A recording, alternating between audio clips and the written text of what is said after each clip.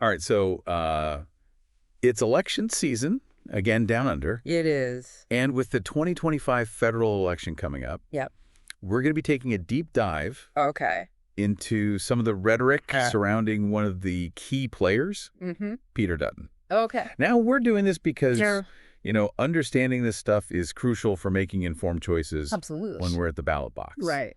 Especially, when the future direction of the country feels like it's hanging in the balance. For sure. Now, Yeah. I think it's worth quickly mentioning the types of sources that we're looking at today. Okay. We've got articles analyzing Dutton's history, his policies. We've even got a transcript from a pretty fiery parliamentary debate. Oh, wow. Yeah. Interesting. And going through all of this, Yeah. one thing that really stood out to me Okay. was this really stark contrast in his approach to different groups of people. Really? Yeah. So, Yeah. he seems very welcoming towards, white South African farmers seeking refuge. Mm-hmm. But then he adopts a much harder line Okay. when it comes to refugees from other backgrounds, Interesting. especially Palestinians. Huh. And that's something that we're going to be unpacking a lot today. Okay. But first, Yeah. we should probably start with this word divisive, Right.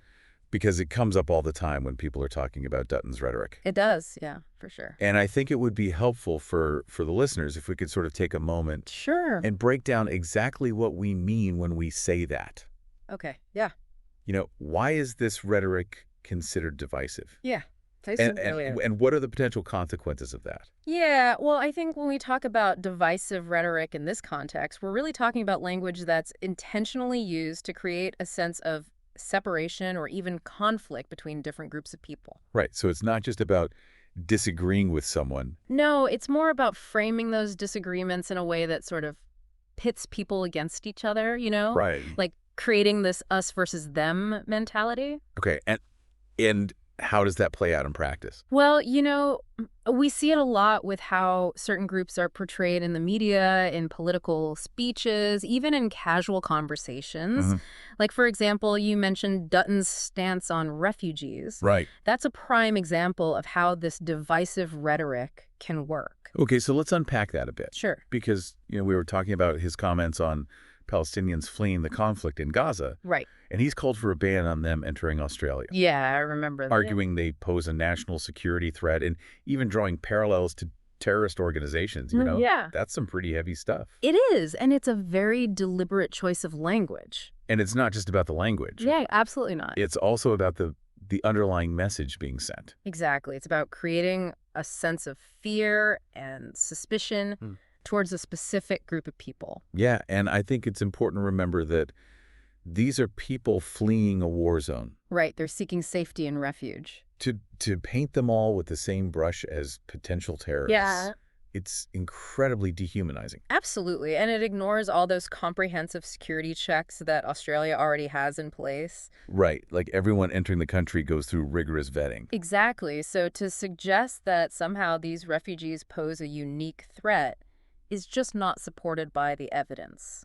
And this kind of rhetoric can have real-world consequences. Oh, absolutely. It's not just abstract political talk. No, it has a direct impact on people's lives. And I think the good example of that is how Zali Steggall, the independent MP, right, I remember that, actually accused Dutton of racism.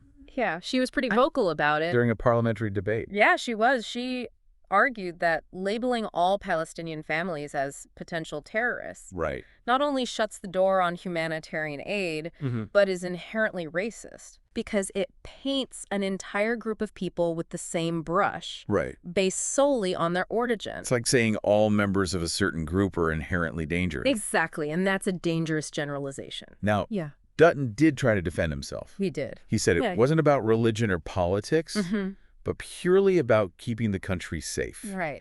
He even brought up hypothetical scenarios. Like what? Like admitting supporters of Saddam Hussein or al-Qaeda. Okay. But, to equate those situations with families fleeing a war zone, it feels like a false equivalency. It does. It feels like a bit of a deflection. Yeah, and many critics saw it that way. They did, yeah.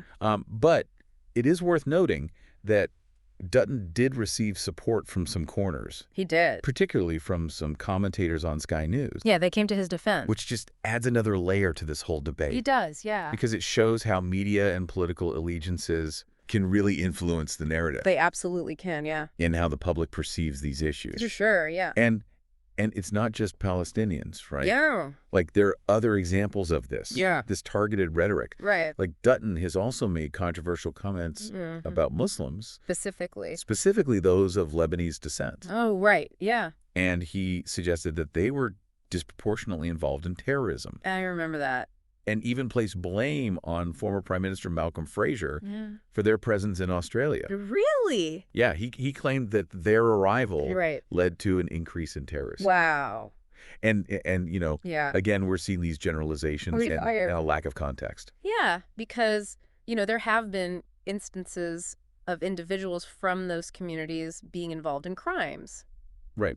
But to say that's representative of the entire community is a bit of a stretch. It's a huge generalization. It is, and it's not very accurate. And it also fuels these harmful stereotypes. Absolutely. Yeah. And oftentimes these generalizations are based on anecdotes rather than hard data. It's like he's cherry-picking examples to fit this narrative. Yeah, like he's already decided what he wants to say and then finds the evidence to support it. Exactly. Yeah. And this is where I think we need to talk about dog whistle politics. Right. Yeah, because this is a really important concept. So for those who might not be familiar with the term, can you explain what dog whistle politics is and how it works? Sure. So dog whistle politics is essentially a way of using coded language or subtle cues to appeal to certain prejudices or beliefs without explicitly stating them. So it's like sending a message that only certain people pick up on. Exactly, like a dog whistle that only dogs can hear. Okay. So instead of saying outright, I'm against this group, the politician might use language that sort of hints at it in a way that resonates with people who already hold those prejudices. Right. Okay, I see. So it's a way of signaling to a specific audience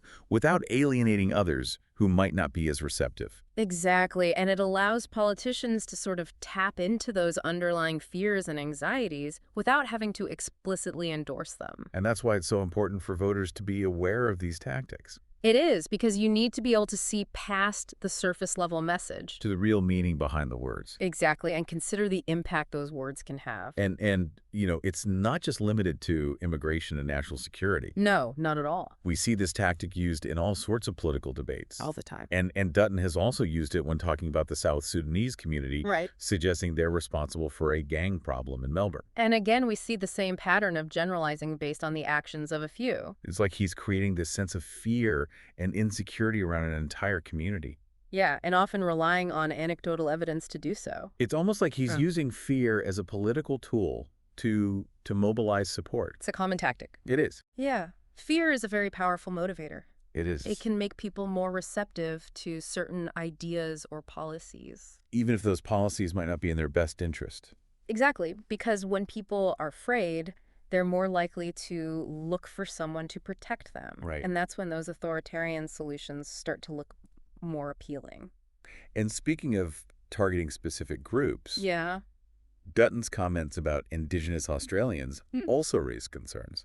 Right. His remarks about Alice Springs being an absolute squalor. It felt very dismissive. It did. And like a very simplistic way of discussing these really complex social issues. Absolutely. And it ignored the systemic factors that contribute to those problems. And let's not forget that he boycotted the 2008 apology to the Stolen Generations. Oh, yeah. That's right.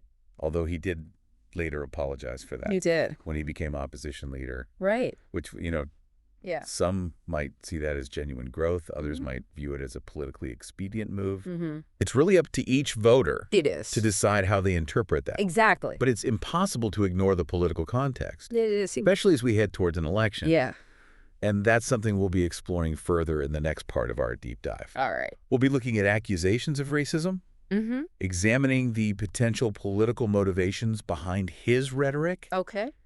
And ultimately discussing what all of this means for Australian voters as we head into this crucial election. Sounds good. Okay, so we've seen how Dutton's rhetoric often singles out these specific groups. Right. But does it actually cross the line into racism? Well, it's a big accusation. Yeah, it's been leveled against him. It has been. And I think it's something we need to unpack really carefully. Yeah, I think it's a complex issue. It is. You know, intent is really difficult to prove. Right.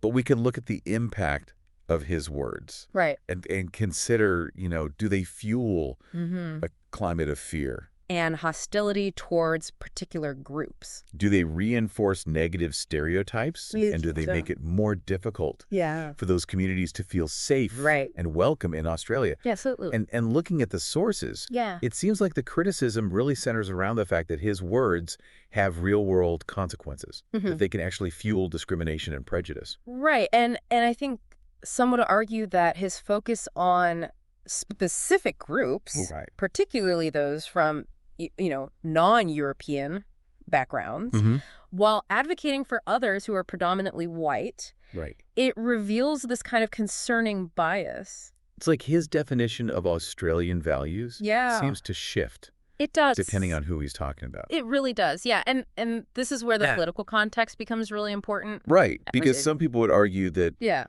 Dutton's rhetoric is less about genuine concern and more about political strategy. It's about appealing to a certain segment of the electorate. Right. So it's a calculated move to secure votes. Potentially, yeah. And that would kind of explain why his most inflammatory comments seem to coincide with election cycles or key moments when he needs to rally his base. That's a really interesting observation, and it's definitely a pattern worth considering. It is. And it ties back into that idea of dog whistle politics, where he's using this coded language to appeal to prejudice without explicitly endorsing it. But how effective is that strategy in the long run? Well, that's a good question. Because alienating entire communities can't be sustainable. No. Especially in a country like Australia. Especially in a diverse country like Australia, yeah. And we saw that with his stance on China. Right. His hardline stance there led to a pretty significant backlash from Chinese Australian voters. And it shows that this kind of approach, it carries risks. It does. It's like he's trying to create this us versus them dynamic. Right. Where he's the protector of a certain segment of society. Yeah. And everyone else is the enemy. Yeah. And that's a very common tactic in populist politics. It is. Simplifying complex issues into this binary choice. Yeah. Appealing to emotion rather than reason. So what does this mean for Australian voters heading into the 2025 election? It presents a choice. It does. It's a stark choice. Yeah.